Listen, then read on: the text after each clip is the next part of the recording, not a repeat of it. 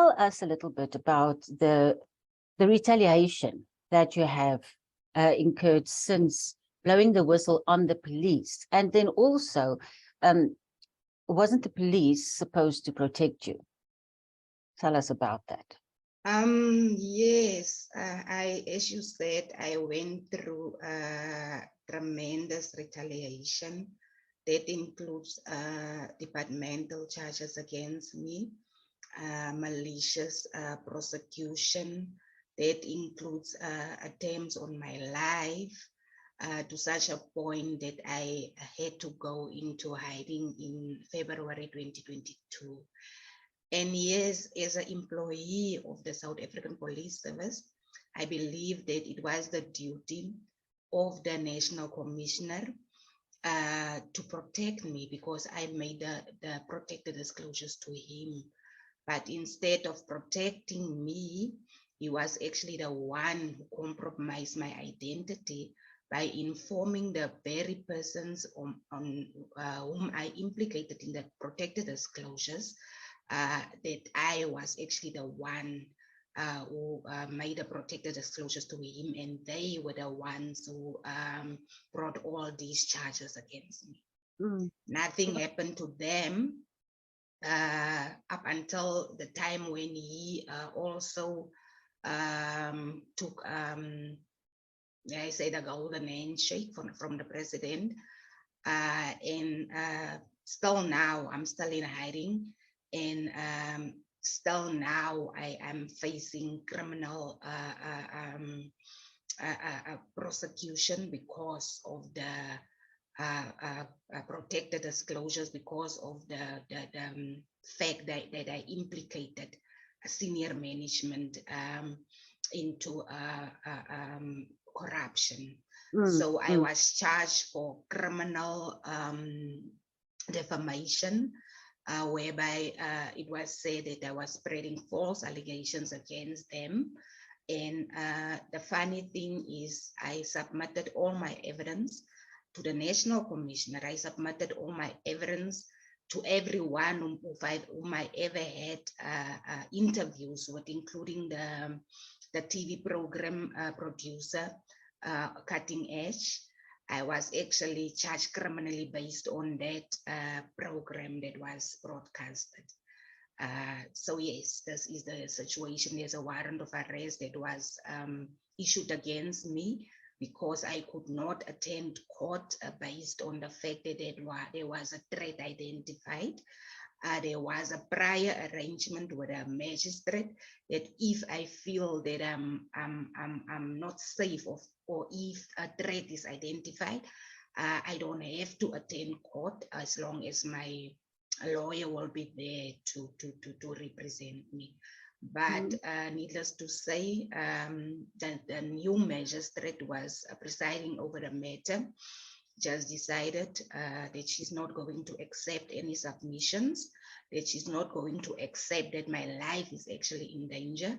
And she did issue a warrant of arrest because I did not attend court. Sure. So you went into hiding. How was that experience for you?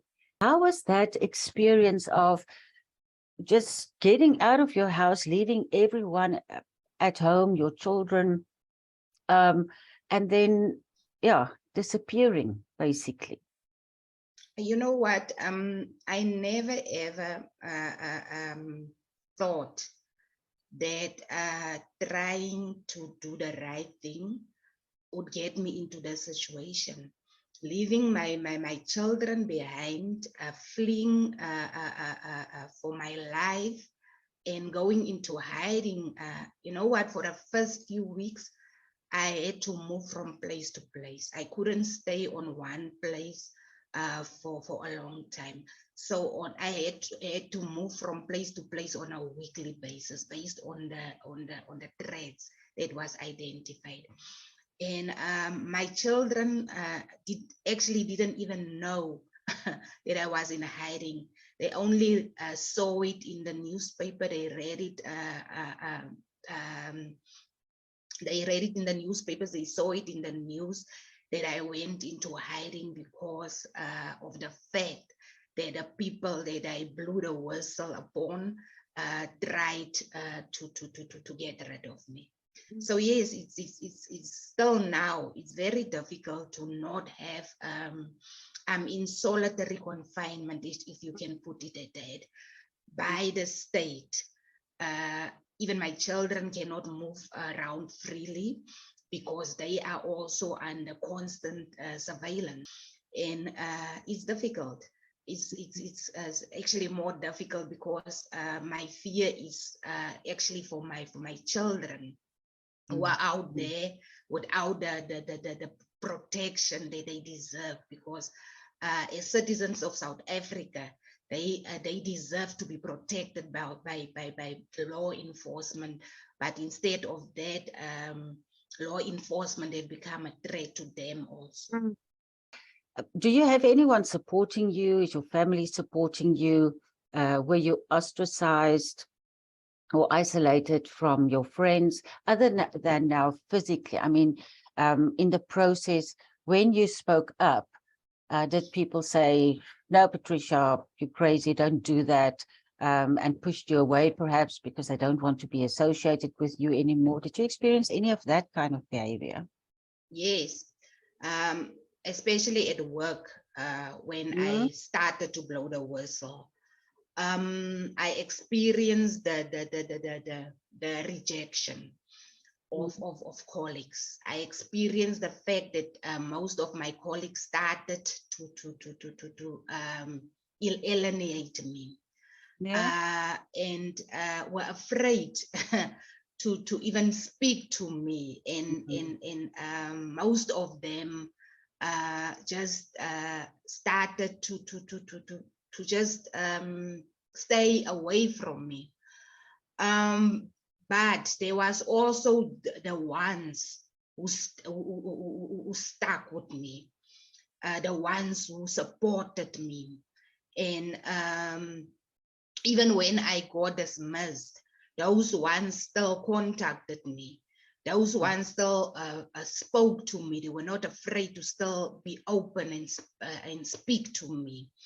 And there is the whistleblower support group, whereby John Clark, Merida Haas, Dr. Margie Jobson, Cynthia Stumple, in the whistleblower house, all those people who stood behind me. And then there's the huge support of the dismissed police officers, who are also still standing with me, who created groups whereby I'm part of the groups where we are now as a collective fighting against what is actually happening in SAPS, corruption, the nepotism, the unfair dismissals. We are now taking on SAPS as a collective. So yes, I have a huge support group behind me that is giving me the strength to still go ahead and expose whatever there is to expose in the South African Police Service. And I can tell you now that we are winning. We are winning because we have exposed a lot of corruption, and we have seen that action are being taken by IPID and by other law enforcement agencies. You are going to court one of these days, or and that is to get that arrest warrant turned around or dismissed. What do we do with it? Cancelled. Thank you. Yeah, so I do believe that is going to work out well. Do you think that after that has happened, that the threats to your life would decrease, or that you can come out of hiding? The only thing that I was actually afraid about is to be arrested and be in detention, because I would have been alone. And we know what happened to people in detention. The actual intention from the beginning was to get me arrested and to make me disappear into the system. But once the warrant of arrest is lifted, I believe that the threat will be no longer be so imminent on me, because there's a lot of, as I said, there's a lot of people out there who are looking out for me. And I received a lot of offers from people who offered to give me a physical protection. So I believe that I will be able to come out of hiding as soon as the warrant of arrest is cancelled.